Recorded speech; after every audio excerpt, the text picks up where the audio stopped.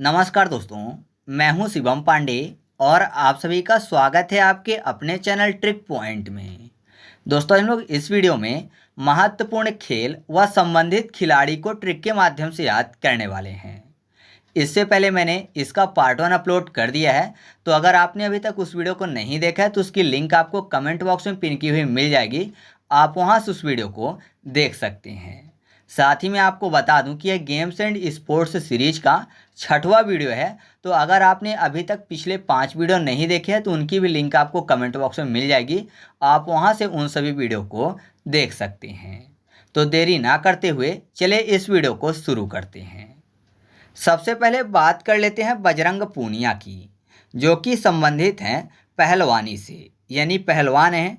अब यहाँ पर देखिए, बजरंग पूनिया में आपको शब्द मिल जाएगा बजरंग, और पूनिया को पूजा कर लेते हैं। आपको पता है जो पहलवान लोग होते हैं वो बजरंगबली को सबसे ज़्यादा मानते हैं। आपने देखा भी होगा फिल्मों में कि जो पहलवानी सीखते हैं वो सबसे पहले बजरंगबली की पूजा करते हैं। तो बजरंगबली की पूजा करते हैं पहलवान, तो याद हो जाएगा कि बजरंग पूनिया किससे संबंधित हैं? पहलवानी से। फिर अगले हैं मिल्खा सिंह, जो कि धावक हैं। तो आपने फिल्म देखी होगी भाग मिल्खा भाग, तो यहाँ से क्लियर हो रहा है, बाकी लोग जानते भी होंगे कि मिल्खा सिंह धावक हैं। फिर बात कर लेते हैं अभिनव बिंद्रा की, जो कि निशानेबाजी से संबंधित हैं। अब निशानेबाजी से संबंधित है मतलब कि गन चलाएंगे, शूटिंग करेंगे। अभिनव बिंद्रा में आपको शब्द मिल जाएगा बिन डरा। आपको पता है जो बिन डरा होगा मतलब बिना डरे होगा तो वही निशाना लगा पाएगा, और कोई डरता होगा तो जाहिर सी बात है वो गन नहीं चला पाएगा, क्योंकि गन की आवाज़ से अगर वो डर रहा है तो निशाना सही नहीं लगेगा। तो जो बिन डरे चलाएगा गन उसी का निशाना सही लगेगा। तो याद रखिएगा अभिनव बिंद्रा किससे संबंधित हैं? निशानेबाजी से। फिर अगले हैं दीपा कर्माकर, जो कि संबंधित है जिम्नास्टिक से। तो यहाँ पर देखिए दीपा कर्माकर, कर्माकर में आपको शब्द मिल जाएगा कर्म कर। कर्म करने की बात हो रही है। तो आपको पता है जो नास्तिक लोग होते हैं ना, वो कभी भी भगवान पे भरोसा नहीं करते, वो हमेशा कर्म करते हैं और कर्म के हिसाब से फल उनको अपने आप मिल जाते हैं। तो वो नास्तिक लोग कभी भी भगवान पर भरोसा नहीं करते, अपना कर्म करते हैं। तो कर्म फॉर कर्माकर और नास्तिक फॉर जिम्नास्टिक। तो याद रखिएगा दीपा कर्माकर किससे संबंधित हैं? जिम्नास्टिक से। फिर अगली है सानिया मिर्जा, जो कि संबंधित हैं टेनिस से। तो यहाँ पर देखिए सानिया मिर्जा, मिर्जा को मर्जा कर लेते हैं मतलब मर्ज की बात। और आपको पता है अगर किसी को मर्ज हो जाए, कोई बीमारी हो जाए, तो डॉक्टर के पास जाते हैं। तो डॉक्टर क्या करते हैं? या तो टैबलेट देते हैं या फिर टॉनिक देते हैं। तो टॉनिक से आपको टॉनिस याद हो जाएगा मतलब टेनिस याद हो जाएगा। तो याद रखिएगा कि सानिया मिर्जा किससे संबंधित हैं? टेनिस से। अगले हैं अत्यंत शरत कमल, ये भी टेनिस से संबंधित हैं। तो यहाँ पर देखिए शरत को कर लेते हैं शरबत, और शरबत जो है वो पीने में कैसा लगता है? टॉनिक जैसा, या फिर टॉनिक जो है पीने में शरबत जैसी लगती है। तो आपको ऐसे याद हो जाएगा अत्यंत शरत कमल जो है वो किससे संबंधित हो गए? टेनिस से। ठीक है। नेक्स्ट है रानी रामपाल, जो कि संबंधित है हॉकी से।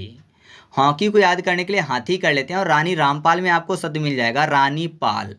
तो आपको पता है हाथी को आजकल राजा या रानी ही पाल सकते हैं, क्योंकि हाथी जो है बहुत ज़्यादा भोजन लेता है। तो जाहिर सी बात है सबके बस में नहीं है कि उसको खाना खिला सकें, तो राजा या फिर रानी ही पाल सकते हैं हाथी। तो याद रखिएगा रानी रामपाल किससे संबंधित हैं?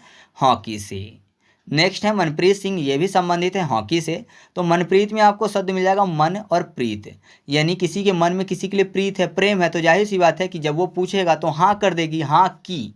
तो आप ऐसे याद रखिएगा कि मनप्रीत सिंह किससे संबंधित हैं? हॉकी से। इसके बाद हम लोग बात कर लेते हैं हिमा दास की, जो कि एक धावक हैं। तो हिमा दास में आपको हिम शब्द मिल जाएगा। हिम मतलब बर्फ़ होता है। तो मान लीजिए आप कहीं जा रहे हैं और बर्फबारी होने लगे, तो जाहिर सी बात है आप दौड़कर कहीं छिपने की कोशिश करोगे, तो आपको याद हो जाएगा कि हिमा दास एक धावक हैं।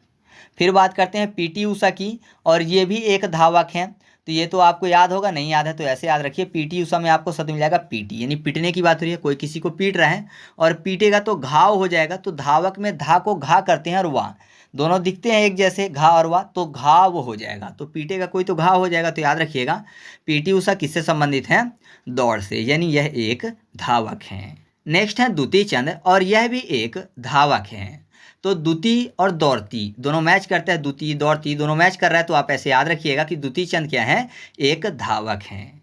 फिर बात करते हैं अनाहत सिंह की, ये स्क्वैश से संबंधित हैं। तो अनाहत में आपको शब्द मिल जाएगा नाहत, यानी नहात, नहाने की बात हो रही है।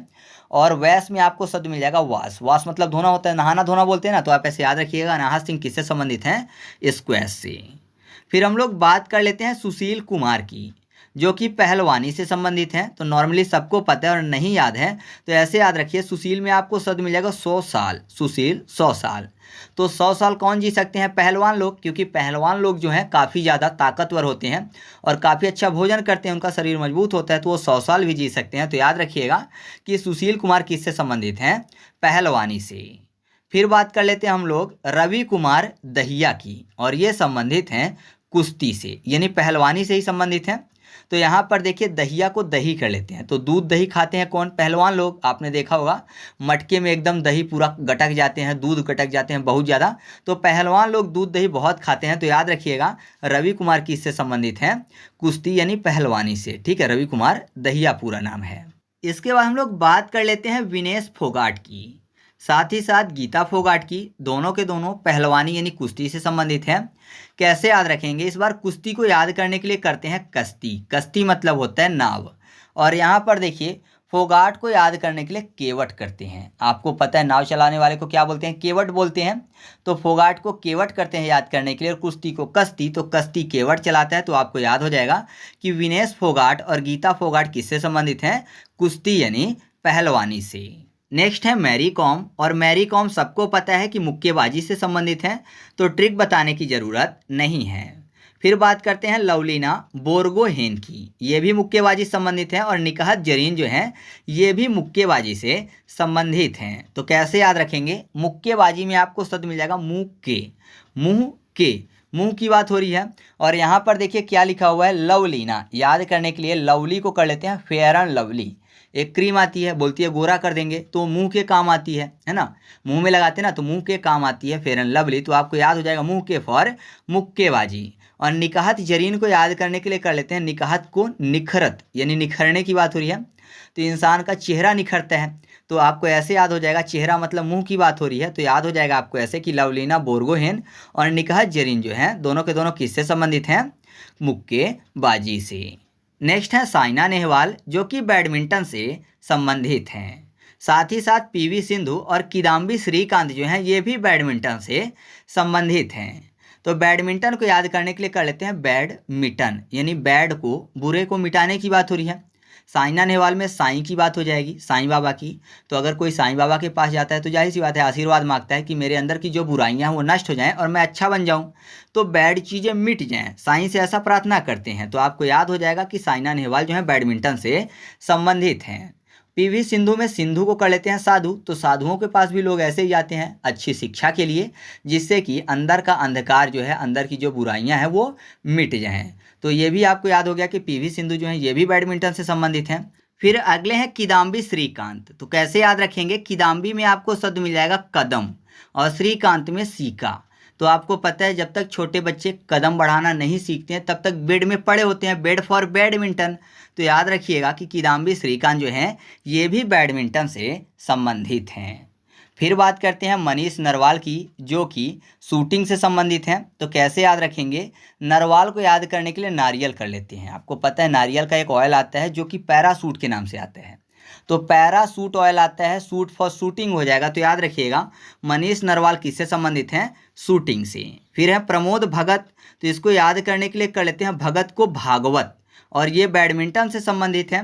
तो यहाँ पर देखिए भागवत जो है इंसान के अंदर की बुराइयों को मार देते हैं, बैड को मिटा देते हैं, है ना, ऐसा माना जाता है। तो आप ऐसे याद रखिएगा प्रमोद भगत जो हैं वो किससे संबंधित हैं? बैडमिंटन से। फिर बात करते हैं हरमनप्रीत की, ये हॉकी से संबंधित है। और इससे पहले हम लोगों ने याद किया था एक पॉइंट मनप्रीत सिंह। तो मैंने आपको बताया था कि मन में प्रीत है, अगर किसी के लिए किसी के मन में प्रीत है तो जाहिर सी बात है जब वो पूछेगा तो हाँ कर देगा सामने वाला। तो हाँ की, क्योंकि मन में प्रीत है तो याद रखिएगा हाँ की फॉर हॉकी। तो हरमनप्रीत किससे संबंधित हैं? हॉकी से। फिर है सलीमा टेटे, ये भी हॉकी से संबंधित हैं। तो टें टें, ऐसा मानिए कि अगर कोई किसी को हॉकी से मार दे तो वो टें बोल देगा। टें बोल देगा मतलब मर जाएगा, बहुत ज़्यादा मार दें तो टें टें बोल देगा। तो आप ऐसे याद रखिएगा कि सलीमा टेंटे किससे संबंधित हैं? हॉकी से। फिर बात करते हैं जिनसन जॉनसन की, जो कि एक धावक हैं। तो यहाँ पर देखिए जॉनसन में आपको जान शब्द मिल जाएगा। तो अगर कोई जान से मारने के लिए पीछे पड़ा है तो जाहिर सी बात है इंसान दौड़ेगा जब तक उसकी सांस चलेगी, है ना। तो दौड़ना मतलब धावक हो गया। तो आप ऐसे याद रखिएगा जिनसन जॉनसन कौन है? एक धावक हैं। ठीक है। नेक्स्ट है सीमा पूनिया, जो कि डिस्कस थ्रोअर से संबंधित हैं।